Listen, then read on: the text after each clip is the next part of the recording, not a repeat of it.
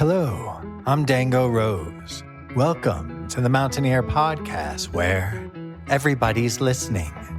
The Mountaineer brings you the latest news of the Peak to Peak region, in print, online, through our podcast, social media, and special publications. Now, listen in to the latest news of the area with our local journalists.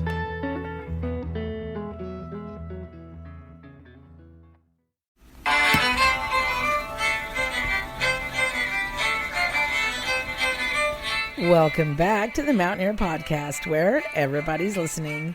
I'm Cynthia Davis. And I'm Art Devitalis. Now for this week's news. This episode is brought to you by the Peak to Peak Healthy Communities Project, Mountain Man Outdoor Store, Hardt's Backhoe, Brightwood Music, Very Nice Brewing Company, and of course, the Mountaineer newspaper. Our music correspondent Dango Rose is on the road this week, but we'll catch up with him in the next episode. For our lead story today, we talked to Jack Hidahl about an institution of Central City that will soon bring a part of the town's identity back to the public and organizations to enjoy. My name is Jack Hidahl.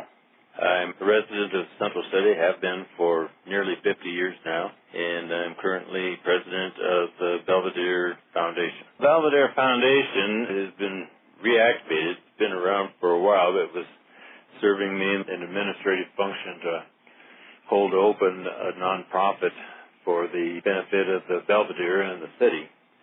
And now we got into a position where we're actually starting to get some things done, so it's been activated, and a board of 9 has been appointed by the city council. We're off and running.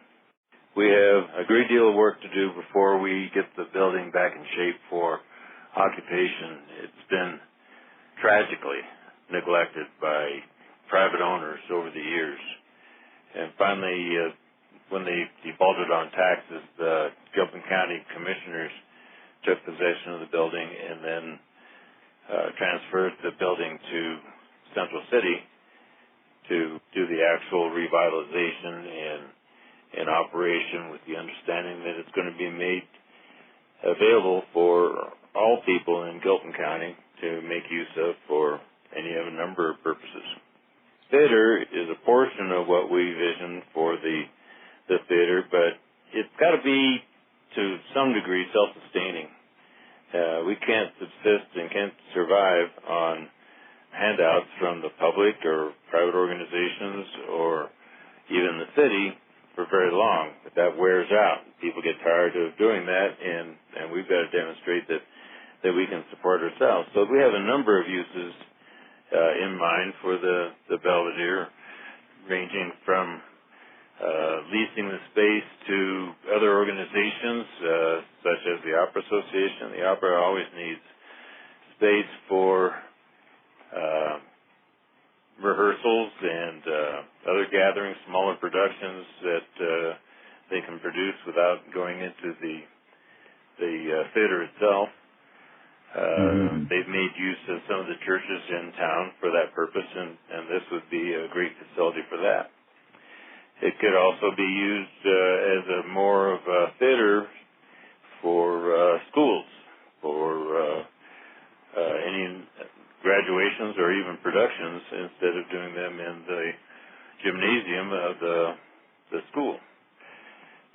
We've considered broadening the uses to include one of my concerns about the industry in Central City is that we haven't focused on any group business. When I was the public relations director in Central City 45 years ago, that's the way we made our bread and butter in competition with the ski industry during the summer, but we brought people up in groups. And we could do that even during the winter, and discovered that busing people up kept them in town for a specific period of time. We could focus our attention on them. They could enjoy the experience and then go back down the hill. So I'd like to see the theater become an ancillary function of the casino industry, giving them a large space for things like family reunions, or weddings, or even business seminars, business meetings, business groups. What a great way to entice people to come to a business meeting than to suggest that they could have that meeting in Central City and take a break and go out and throw a couple quarters in a slot machine and maybe get rich. So, growing up, the Belvidere Theater was a staple of the area and an incredibly important institution to those that lived in town, who didn't want to travel elsewhere for entertainment or camaraderie. It's really sad to see what has happened to that building. They had the most recent owner just virtually trashed the building, in fact, tore a portion of the building off. That was where the kitchen was. But when I first came to Central in 1972, it was just getting started under William L. Williamson, who had rehabbed the building with the goal of turning it into a summer theater using CSU students for performers and dinner theater. It provided dinner and make it an experience for not just people in Central City, but throughout the area. They had mixed results. Willie was a great contractor and had experience of doing that and virtually rebuilt that interior using a lot of Denver urban renewal pieces for plaster bust and decorations, as well as stairways and railings, balcony fixtures, relocated a bar up there. Did a terrific job. He wasn't a really good business manager. They didn't have a lot of experience with that. In fact, it happened the year before I got here, but the story I was told was they went to open the building and the theater on their opening night, couldn't produce a meal.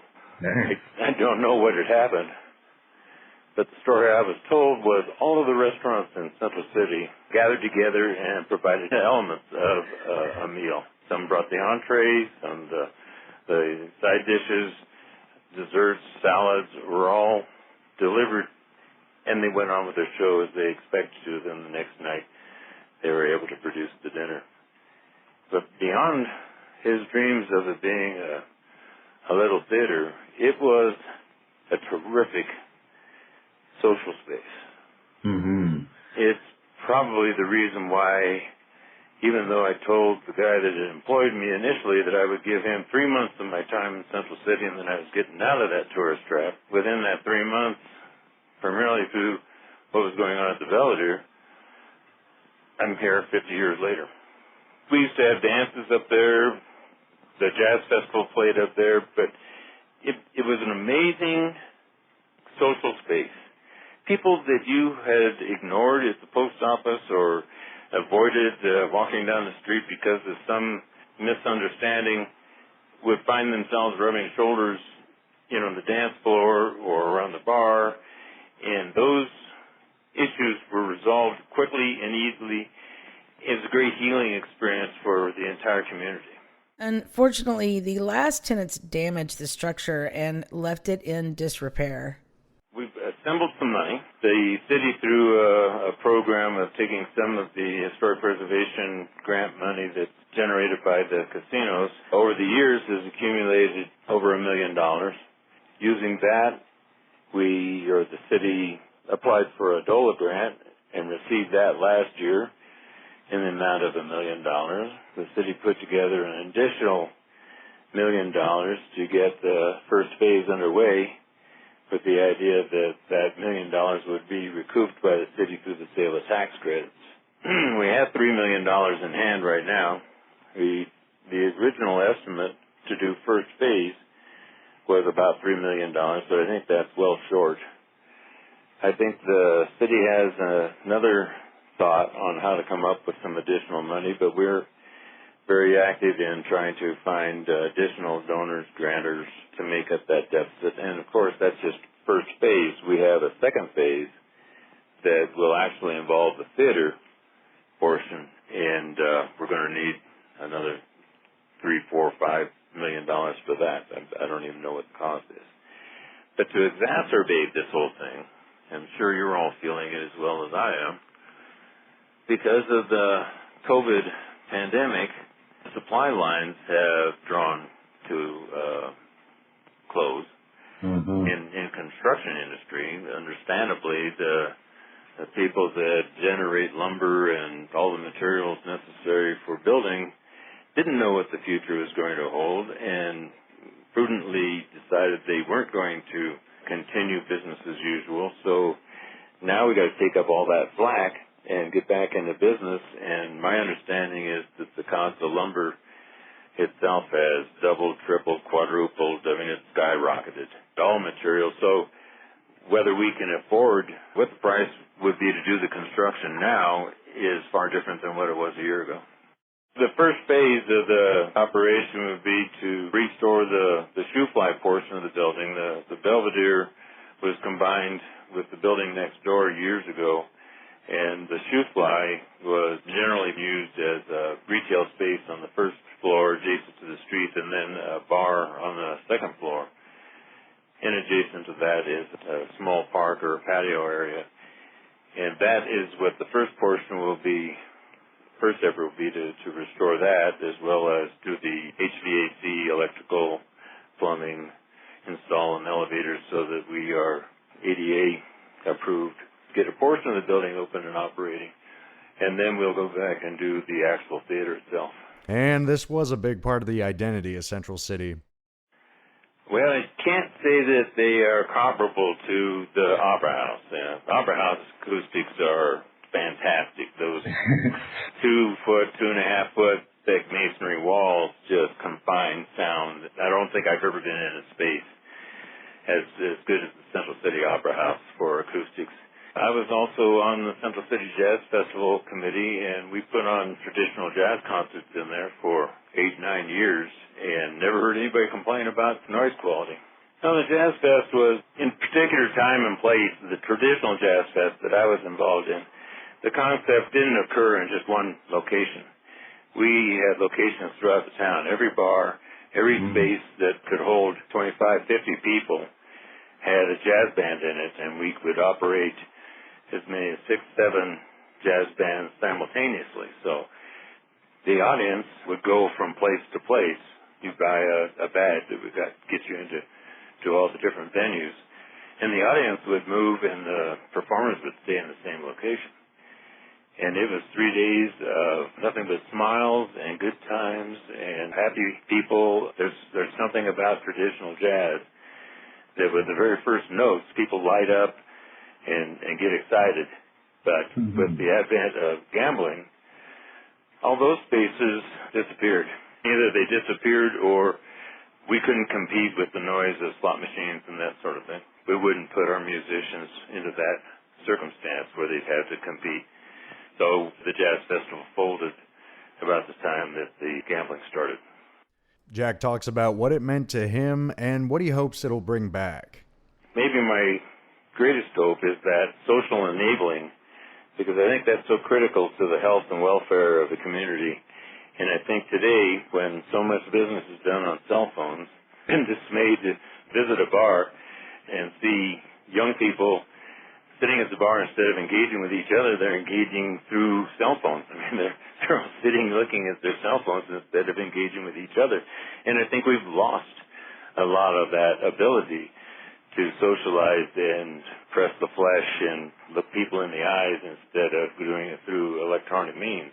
I see these kinds of spaces as being critical as we go forward if we're going to maintain our sociability. We're always looking for people to help. One of the projects that we're taking on, somebody needs to get in there and clean up that building, although it doesn't have any heat or electricity, plumbing. Still, we'd like to produce tours and educate people about the theater. It was an important part of Central City's history. It actually set the stage for, so to speak, set the stage for the Opera House itself being built because it was so popular. So we need volunteers to help do that sort of thing. We can use any kind of donations. The foundation itself doesn't have the infrastructure necessary to take care of that, but it can be certainly taken through the Central City Hall. Anybody contacting Central City would be directed to how they can support the Belvidere. To the news desk. Free COVID tests are available at the Nederland Community Center every Thursday from 4 p.m. to 6 p.m. No appointment or ID is required. Gilpin County has COVID-19 testing at the Gilpin County Public Health Office located at 101 Norton Drive every Thursday from 10 a.m. to 2 p.m. You can sign up at www.primarybio.com/L/CDPHE. Please pre-register prior to arrival on this one. Peak to Peak musicians and artists, we're looking for you. Would you like a feature story in the Mountaineer? We cover all news of the Peak to Peak, including business and artist profiles. We also offer features on our podcast, website, and social media. Right now, these are all completed through email with our journalist. When things open back up, it will be in person. We are your community newspaper. If you're interested, just email publisher1977@gmail.com to get on the list for upcoming editions. The Mountaineer newspaper is working on senior profiles during May. If you're a high school senior, reach out to us at publisher1977@gmail.com for more information. We have student interns and staff reporters to help create your story for this annual celebration of graduation. And now, we'll hear from Art DeVitalis for an interview with Aya Donahue and her brother. They are musicians with the Greater Boulder Youth Orchestra. Here you go, Art. My name is Aya. I play the violin in the GBYO Orchestra. My name is Keahi. I played the cello in the GBYO Orchestra. We go up at Nederland Middle Senior High School in the mountains. All right, very cool. Could you tell me what you think about going to school there? Well, it's a really great place. We have a good music program, which inspired a lot of us to go there. And we have Christine Mallory as our orchestra director. It's middle and senior high school, so it's a nice combination of all ages. Nice, all right. Wait, so have both of you actually grown up playing music? Yeah, we also play piano. Tell me a little bit about the orchestra, or whatever you want to say about it, really. Well, it has there are four ensembles, like for different age groups and instruments and playing levels. So there are 3 playing levels for strings and 1 for winds, and there are places for all ages and levels. And no one's ever been turned away for financial reasons, so that's really great. And it's a really fun place because you meet a lot of friends with similar interests, and the conductors are really nice, and we get to perform at Mackey Auditorium in Boulder, and that's a really great experience. Tell me a little bit more about that. Is that kind of the headliner for the year, so to speak?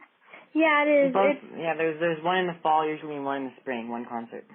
Yeah, and it's a really, it's a big stage, so it gets all of us really excited, and a lot of people come, and that's when we perform the songs that we've been working on for most of the year. Gotcha. So are y'all getting ready? Is the spring one coming up, or has it already passed? COVID made everything a lot more difficult. Yeah, we didn't perform in Mackey. Some people performed outside the church where we rehearse, but a lot of it was online.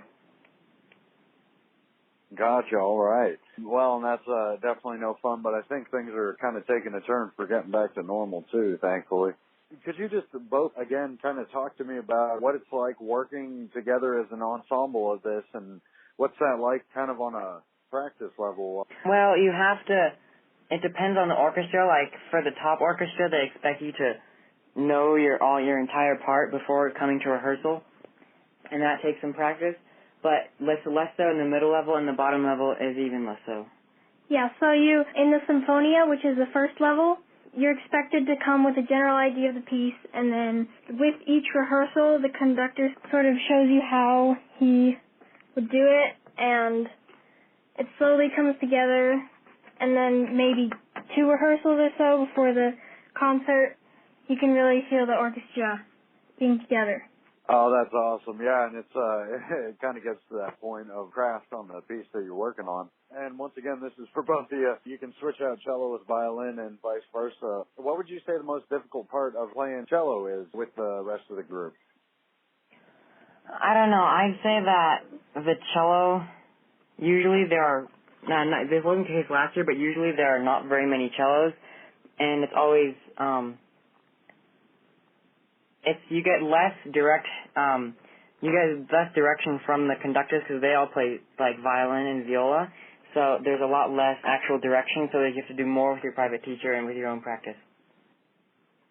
Gotcha. All right. Same thing for you with violin. Yeah, it's kind of the opposite problem because there are always a ton of violins, so it's hard to do as the conductors say and keep it down so that you can hear the other instruments, especially on stage because you get really excited. Definitely. Oh, and I was going to ask the both of you, so what level are you at? So I'm in the medium orchestra philharmonic. And I'm in the top orchestra symphony. Very nice. All right. You both have done the Mackey performance then? Yes, a few times. Gotcha. Could you both just talk about that, like what it's kind of like being a part of that as well? Yeah, it's really cool because you get to be backstage in that auditorium, and a lot of us have watched concerts there before we're even in GBYO, and so being on that stage finally is really cool, and it's not quite as nerve-wracking, I think, at least for me, as going on stage by yourself. So it's sort of the best of both sides of not being nervous and having a lot of excitement. Yeah, it's less nerve-wracking than like when you're the only one playing something, but it's also more nerve-wracking because you're playing with a bunch of other people, so if you mess up, it's somehow also more noticeable. Yes. As far as, I guess, that hall goes, are there other big names or bigger orchestras that play there as well? Yeah, the Boulder the Boulder Philharmonic plays there every year, and they also have their guest artists, which include a lot of very amazing instrumentalists like Yo-Yo Ma and Sarah Chang, and a lot of really amazing, famous players.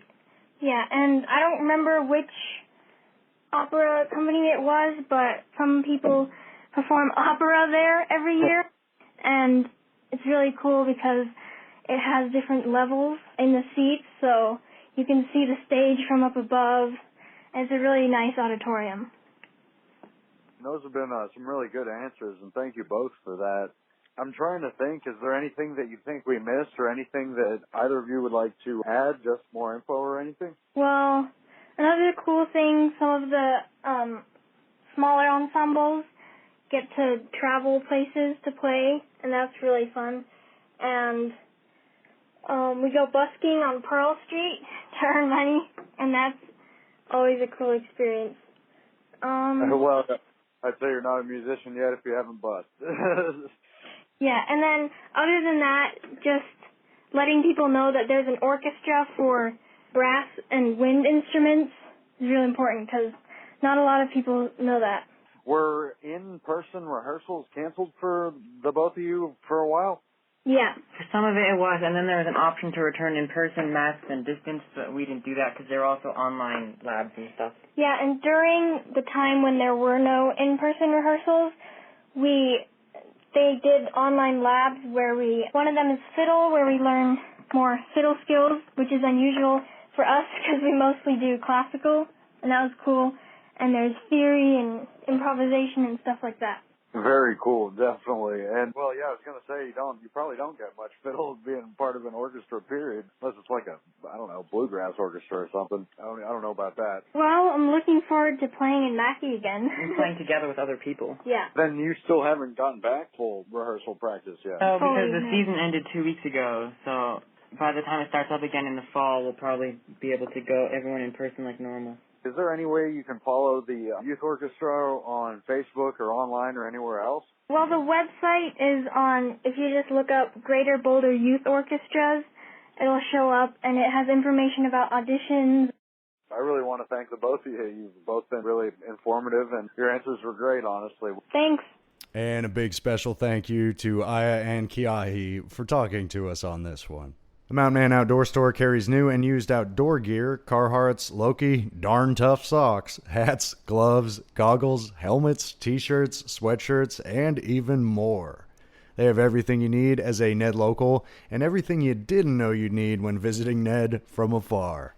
They're located at 20 East Lakeview Drive, Unit 111 in Nederland, and can be reached at 303-258-3295. The Mountaineer has advertising packets that include print, social media, online, and podcast. Email publisher1977@gmail.com for more information on a marketing plan for all of your business needs. Visit Brightwood Music in Nederland for repairs to your stringed instruments. Brightwood restrings, cleans, and tests your 6-string acoustic guitar for $15 plus the cost of your choice of a huge variety of strings. Brightwood Music is family-owned and operated and has been a Netherlands staple for over a decade. They're located at 20 East Lakeview Drive, Unit 109 in Ned, and can be reached at 303-258-8863. Find them on Facebook at Brightwood Music. The Mountaineer is hiring a journalist for our podcast. Are you interested in participating in our weekly podcast? Do you have experience in live interviews? Do you have an iPhone or digital recording equipment? Are you well connected in the Peak-to-Peak region? You love music and events? One interview weekly is required. We want to hear from you. For more information, email publisher1977@gmail.com. No phone calls, please.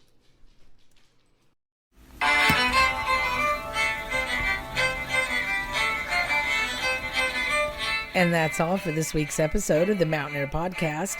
All editions of the Mountaineer Podcast are available on our website. Pick up this week's edition of the Mountaineer in print. And go online to www.themtnear.com to catch up on more local news.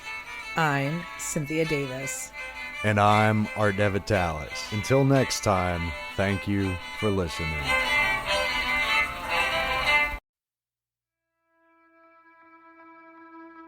And that's it for our show.